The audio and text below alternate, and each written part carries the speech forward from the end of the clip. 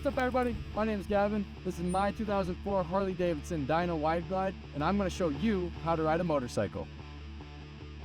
Today we're going to go over three things: proper gear to keep you safe on the road, proper riding techniques to keep you out of the way of other riders, and then understanding the controls on your bike so you don't panic when you're out on the road.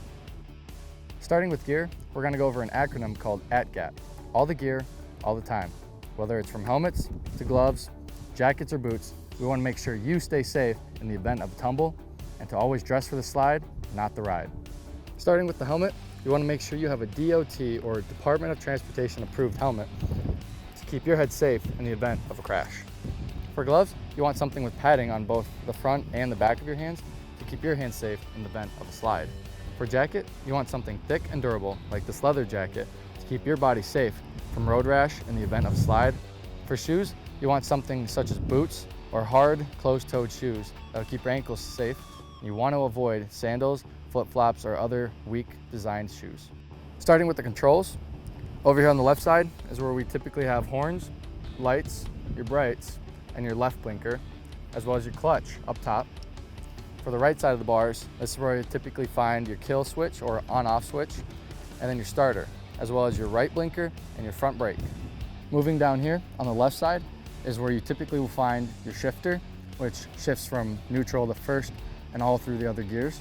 And then on the right side of the bike is where you'll typically find your rear brake. Next, we're going to go over how to start the bike. You start by either inserting the key into the ignition, or in this case, making sure the key fob is within vicinity of it. Next, we're going to want to turn the ignition on. Now that the bike is on the on position, you want to make sure the kill switch is enabled to run, and then when you're ready, hold the starter down. Starting up here is the clutch. To touch base on it real quick, this is what gets the bike going.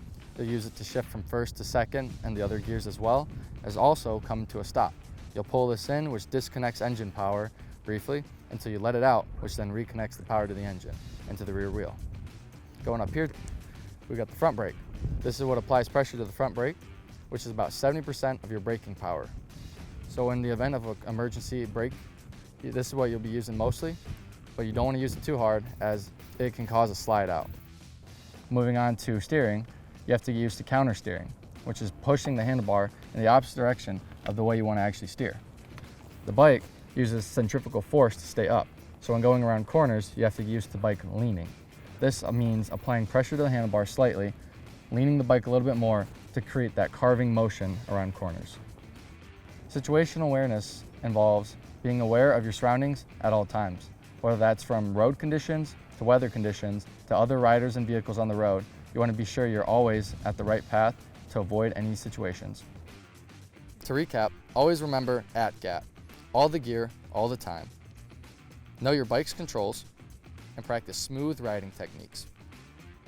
Thanks for watching, stay safe, ride smart, and enjoy the open road.